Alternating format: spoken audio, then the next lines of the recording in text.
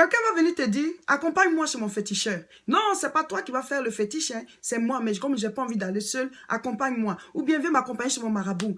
C'est pas que tu vas aller consulter, hein, mais juste parce que je m'en vais, j'ai pas envie d'être seul, viens, on va partir. Et toi, tu te dis tu es chrétien, mais au fond de toi, tu te dis dans tous les cas, c'est pas moi qui vais consulter, hein, c'est lui, je ne fais que l'accompagner. Mais ce que tu ne sais pas, c'est que souvent, la personne s'est entendue déjà avec le féticheur ou avec le marabout chez qui vous partez. Le devin que vous partez consulter, là, la personne est informée de ta venue. Et peut-être même qu'elle a déjà parlé de toi. Il y a quelque chose qui est à toi qu'elle veut prendre. Il y a quelque chose qui est à toi qu'elle veut arracher. C'est pour cela que le devin lui dit, arrange-toi, mais l'amener ici. Moi, je te fais le travail. Et toi, tu n'interroges pas ton Dieu, tu ne marches pas selon ce que la parole de Dieu dit, parce que la Bible dit de ne pas consulter les devins.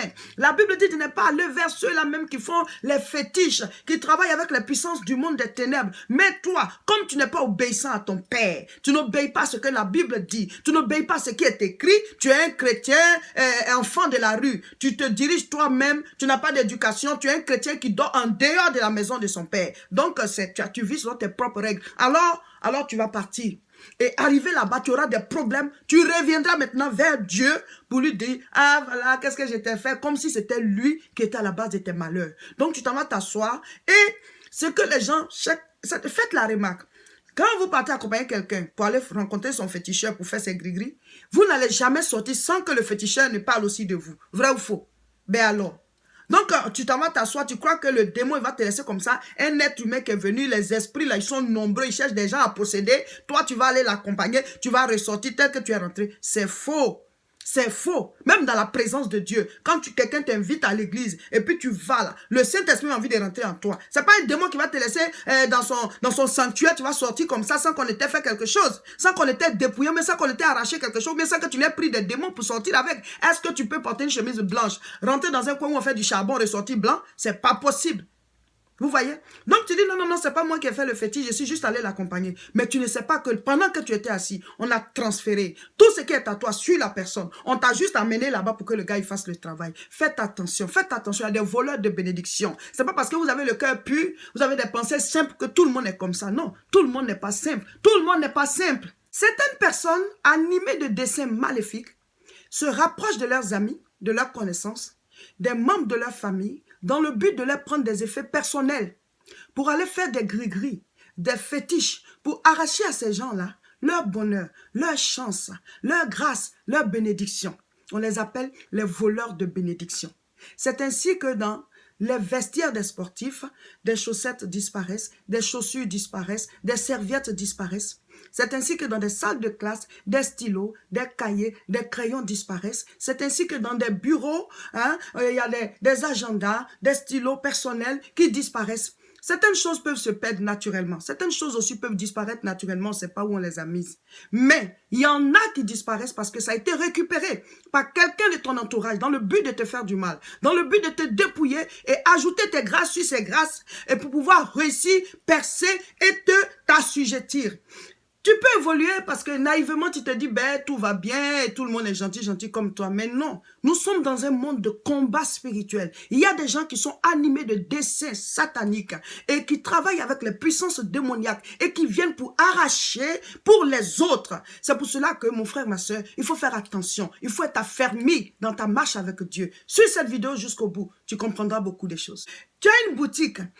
Là où tu achètes ta marchandise. Comment tu vends? Tout ton secret de commerce, quelqu'un s'approche, elle te pose des questions, cette personne te pose des questions, tu expliques, tu dis, te disant que c'est ton ami. Mais d'ici quelque temps, la personne va ouvrir la même boutique, vendre les mêmes choses, dans la même rue, dans le même quartier. Au moins si elle ouvrait ailleurs, mais juste parce que elle veut que sa réussite t'écrase, elle va te voler tous les clients. C'est elle-même qui va s'opposer à toi, te créer tous les problèmes. Pourtant au départ, tu croyais que c'était un ami, tu croyais que c'était un parent, donc tu lui as donné toutes les informations, mais tu t'es livré comme ça. Ce sont les voleurs de bénédiction. C'est pour cela qu'il faut se taire sur ce qui est à nous.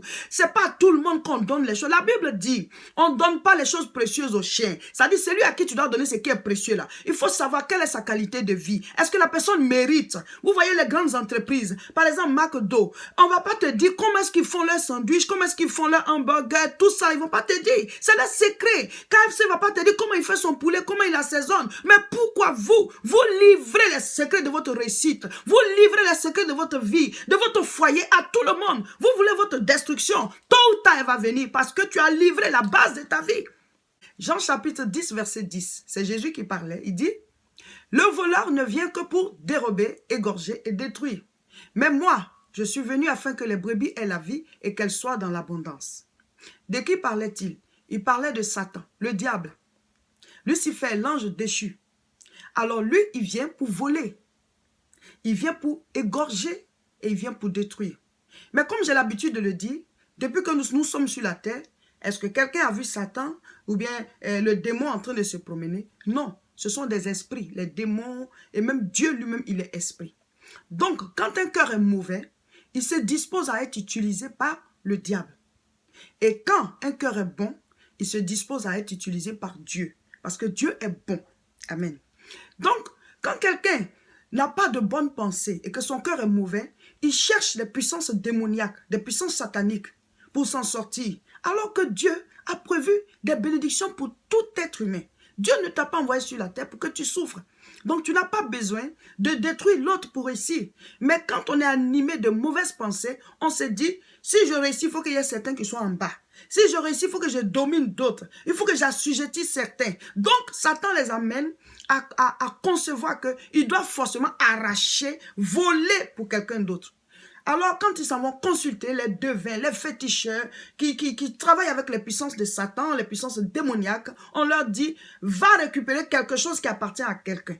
Si tu veux réussir, celui qui réussit déjà dans le domaine là, va prendre ce qui est à lui. Si tu veux te marier, alors regarde autour de toi. Si quelqu'un est marié, si c'est son mari tu veux, tu te rapproches d'elle ou bien de lui. Si c'est sa femme tu veux, et tu vas tripatouiller, prendre des choses qui lui appartiennent. Tu vas aller donner ça au gars, il va faire le travail pour que toi tu puisses prendre son mari ou bien pour que tu puisses prendre sa femme. Donc pour eux, pour réussir, il faut arracher. Il y a des gens comme ça. Vous ne savez pas qu'ils sont animés de puissance pour vous détruire. Vous ne savez pas qu'ils sont prêts à aller jusqu'au bout, même au palais de justice. Ils savent que ce n'est pas eux. Vous avez acheté le terrain. Le terrain, il est litigieux. Ils savent qu'ils ont tort. Mais comme ils veulent vous voler le terrain, ils vont aller jusqu'au palais de justice, même corrompre le juge, si ce juge-là il est corrompu. Et puis ils vont gagner le procès. Mais pourtant, ils savent que ce n'est peut-être pas à eux le terrain. Ils savent que la maison n'en est pas à eux. Mais ils vont aller jusque là où il faut aller. Au fond d'eux, ils savent que ce n'est pas eux, mais ils veulent voler. C'est eux les voleurs de bénédiction. Et si vous vivez comme ça, tout est gentil autour de vous. Mon frère, si tu vis comme ça, ma soeur, si tu vis comme ça, tu seras une victime. Et tu vas tout le temps pleurer. Parce que tu refuses d'ouvrir tes yeux sur le combat qui nous entoure. Il y a eu guerre au ciel, Satan a été jeté. Et sur cette terre, maintenant, lui veut prendre le pouvoir. Mais heureusement, Jésus est venu. Il nous a donné le pouvoir. Il dit, je vous donne les clés. Mais les clés, tu les as. Si tu n'ouvres pas la porte, si tu ne pries pas, tu n'as pas de temps de jeûne et prière, tu ne cherches pas la face du Seigneur, tu n'entends même pas la voix de Dieu. Il y en a qui ne savent même pas que Dieu parle. Donc, ils sont là comme ça et leurs bénédictions leur sont arrachées. Ils sont dépouillés et ils souffrent. Oh Dieu, qu'est-ce que je t'ai fait? Pourquoi Dieu va s'opposer à toi? C'est toi-même qui dors spirituellement. Toi-même, tu ne pries pas. Pourquoi Dieu va s'acharner sur toi pour te détruire? T'arracher, toi, tes petites bénédictions là. Dieu va faire quoi avec ça? Il va faire quoi avec? J'aime bien ta chaussure. Est-ce que tu peux me l'offrir? Oh, j'aime cette chemise-là. Est-ce que tu peux me donner ta chemise? Est-ce que tu peux m'offrir ta montre? Oh, j'aime bien ceci, j'aime bien cela. Est-ce que tu peux me l'offrir? C'est pas tous ceux qui nous demandent certaines choses qui sont de méchantes personnes. Mais comme il y a aussi de méchantes personnes qui nous demandent certaines affaires, certains effets personnels, il faut avoir le discernement. Comme j'ai l'habitude de le dire, discerner, c'est cerner 10 fois. C'est-à-dire, donne-toi le temps de repenser à la chose. Ne sois pas prompt à donner tout de suite. Il faut d'abord interroger Dieu. Demande des signes à Dieu. Il faut que Dieu te parle. Et si tu as vraiment envie de donner, plus la volonté de Dieu, alors tu donnes. Tu n'es pas obligé de donner parce que ce sont tes effets à toi. Mais si tu as envie de donner, il faut que tu interroges Dieu d'abord avant de donner. Parce que en matière de fétiche, de gris-gris, de tout ce qui est monde spirituel, on peut t'arracher, on peut voler la chose. Ça n'a pas le même effet que quand toi-même tu donnes. Parce que quand tu donnes, c'est comme si tu donnais l'autorisation. Donc souvent quand la personne veut oser, elle vient jusqu'à te demander pour que toi-même tu donnes. Donc quand elle vole, l'effet est moindre par rapport à quand tu lui donnes toi-même. Vous voyez, quelqu'un peut prendre ta photo, peut-être sur Facebook, et puis aller faire des fétiches et tout. Ou alors ta photo, vous avez pris une photo ensemble, mettre des coupes. Mais souvent, la personne vient te demander pour que toi-même tu lui donnes. Ça a plus d'effet. Parce que c'est une manière de libérer, tu vois, ta vie. C'est comme, vous voyez, quand Adam et Ève dans le jardin, le serpent est venu les séduire. Il n'a pas pris le fruit pour forcer Ève à mettre ça dans sa bouche. Il a amené Ève à manger elle-même le fruit. Et Ève a donné le fruit à Adam qui lui-même a mangé. Vous voyez? Donc, quand toi-même, l'acte vient de toi, la porte est carrément ouverte, quoi. Et même ton ange, les anges que Dieu a mis auprès de toi pour te protéger, ne peuvent plus te protéger parce que c'est toi-même qui as donné. C'est pour cela que souvent, ils viennent jusqu'à vous demander. Et si toi, tu ne te donnes pas le temps d'interroger Dieu, avant de le faire, ben, tu vas tomber dans un piège. Dieu ne veut pas que tu sois triste. Dieu ne veut pas que tu sois dépouillé. Dieu ne veut pas que tu souffres. Dieu ne veut pas que tu aies faim. Dieu ne veut pas que tu termines mal ta vie. Tout ce que Dieu a comme projet pour nous sont des projets de bonheur, de bénédiction. Parce qu'on ne met pas son enfant au monde dans le but de le voir souffrir. Quand ton enfant est malade, toi-même, tu n'es pas à l'aise. Donc, Dieu ne veut pas nous voir dans le malheur. Donc, tu dois d'abord savoir que Dieu veut ton bonheur. Et ensuite, il y a des choses qui sont à toi, qui ne sont pas à l'autre. Donc, en tant que chrétien, tu dois savoir qu'autour de toi, il n'y a pas que de bonnes personnes. Pourquoi? Parce que même dans le jardin, le serpent est venu faire tomber Adam et Ève. Il les a amenés à désobéir à Dieu. Donc, autour de toi, il y a des gens qui, bon, tu les vois physiquement, tout va bien, mais à l'intérieur, ils peuvent être possédés d'esprits mauvais. Et comme on ne sait pas qui est qui, il faut faire attention à ne pas dire n'importe quoi à tout le monde. Il faut garder une vie privée. Et avant de faire cadeau, ou alors avant de faire donner à qui que ce soit des choses personnelles, il faut d'abord interroger Dieu. Si vous voulez faire cadeau de vos habits et tout, ben, il y a des lieux, les œuvres caritatives, des gens, des inconnus, des orphelinats et tout, envoyez-leur vos habits. Ils ne vous connaissent pas, ils ne peuvent rien faire avec. Maintenant, si des parents à qui vous voulez donner, soyez sûrs de ces parents-là. Parce que vous pouvez être simple, mais l'autre n'est pas simple. Quelqu'un peut te dire, je ne t'aimais pas avant, mais maintenant je t'aime. Mais tu as quelle preuve que la personne a changé? Tu as quelle preuve? Parce que c'est dans le cœur que ça se passe. Il n'y a pas de thermomètre ou alors d'instrument qu'on va mettre dans la gorge de quelqu'un pour voir s'il est bon ou pas. La Bible dit, vous les reconnaîtrez par leurs œuvres.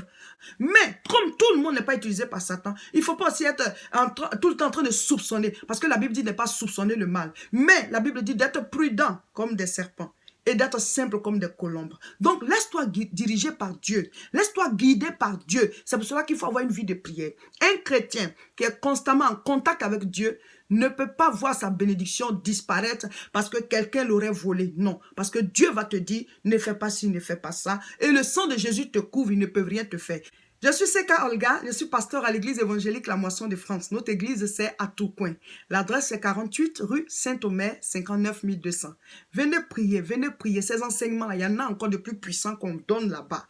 Donc, si vous êtes en Europe, prenez l'engagement de venir.